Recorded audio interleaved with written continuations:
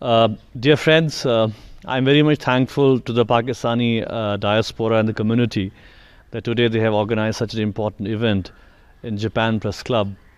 And I think it's important that when it comes to the international community, they should know the reality of what is happening in Jammu and Kashmir. Friends, as you are aware that Kashmir is the oldest unresolved issue on the agenda of the United Nations.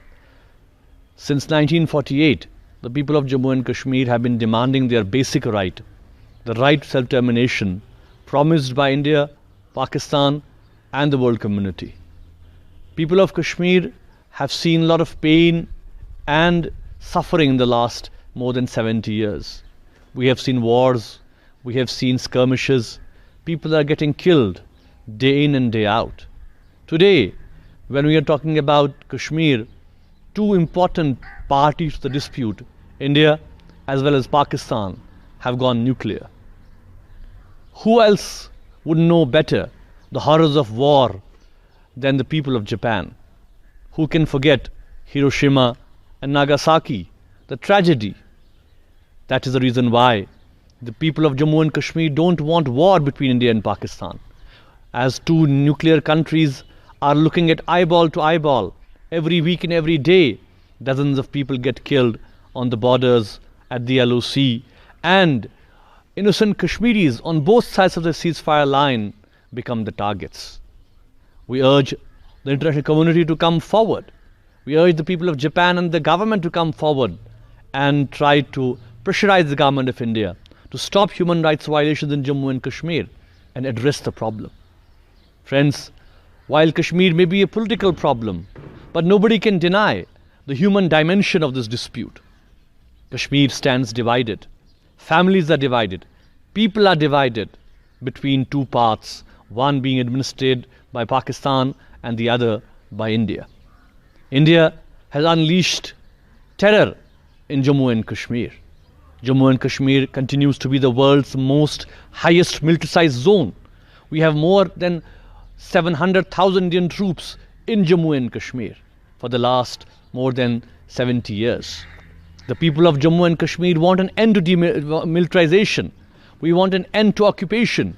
We want the Kashmir dispute to be addressed in accordance with the wishes and aspirations of the people of Jammu and Kashmir. Friends, as I speak to you, the year 2016 has seen a mass uprising. Last year, from July 8th and till date, more than 130 people have been killed by the Indian armed forces. Most of them have been unarmed civilians. We have seen more than 20,000 people being arrested, youth being detained. The Indian government and the forces fired bullets and pellets, ripping the eyes of innocent Kashmiris. More than 300 Kashmiris have been hit by pellets in their eyes, who have lost either one eye or both eye and their eyesight permanently. This is the worst example of state terrorism. We have seen more than 15,000 people injured in the last 6 months. And as you are aware that there are special laws which protect the Indian armed forces in Kashmir called the Black Laws. The Armed Forces Special Powers Act gives immunity to the Indian police and the Indian paramilitary forces and the army, that they can kill at anyone they like. There will be no prosecution by law. Kashmir stands today as a police state where all our rights, social, political, religious or civil rights, have been curbed by the government of India. As I speak to you, my friends, we see day in and day out hundreds of Kashmiris, and thousands of them are languishing in different jails, in interrogation centers. We believe that as Kashmir continues to bleed, the world community cannot be a silent spectator. The All Parties Hurriyat Conference, of whom I am the chairman, is an amalgam of all parties who believe Kashmir issue has to be resolved in accordance with the wishes of the people, either through the resolutions of the United Nations or through dialogue between three parties, India, Pakistan and the principal party, which is Jammu and Kashmir, the people of Jammu and Kashmir. The Hurriyat Conference calls for a referendum in Kashmir. We call for the fact that this line between two Kashmirs, which is dividing the people of Jammu and Kashmir, should be withdrawn, and there should be a reunification of the entire state of Jammu and Kashmir as it existed on 14th August 1947. We believe that Pakistan and India need to talk. While Pakistan has tried its level best to engage with India, India has never responded positively for a dialogue, because they don't want to settle the issue. They want to continue their occupation through military means, through military might. Friends, this has to end. We believe that unless and until the issue of Kashmir is resolved, there can be no lasting peace in South Asia. There can be no justice in South Asia. There can be no peace, prosperity and economic development in the entire region unless the problem of Kashmir is resolved.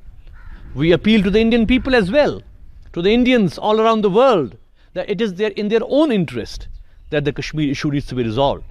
Indian defense budget has reached around $40 billion, while the fact remains that more than 50% of children in India under the age of 5 are suffering from malnutrition. They don't have food. They can use these resources, this money, to remove the problems of the people of India. We believe that the time has come when the world community has to come forward. They have to know what's happening in Kashmir. We appeal to the diaspora. We are thankful to all the Pakistanis and Kashmiris who are living outside, that they are at least trying to give a message to the world that what is happening on the ground. And we believe, friends, that through your intervention, the situation in Jammu and Kashmir can change. Otherwise, we fear another cycle of violence, killings in Kashmir. No one wants a war-like situation. We want peace, but peace with dignity, peace with honor. That is what the people of Jammu and Kashmir are telling the world.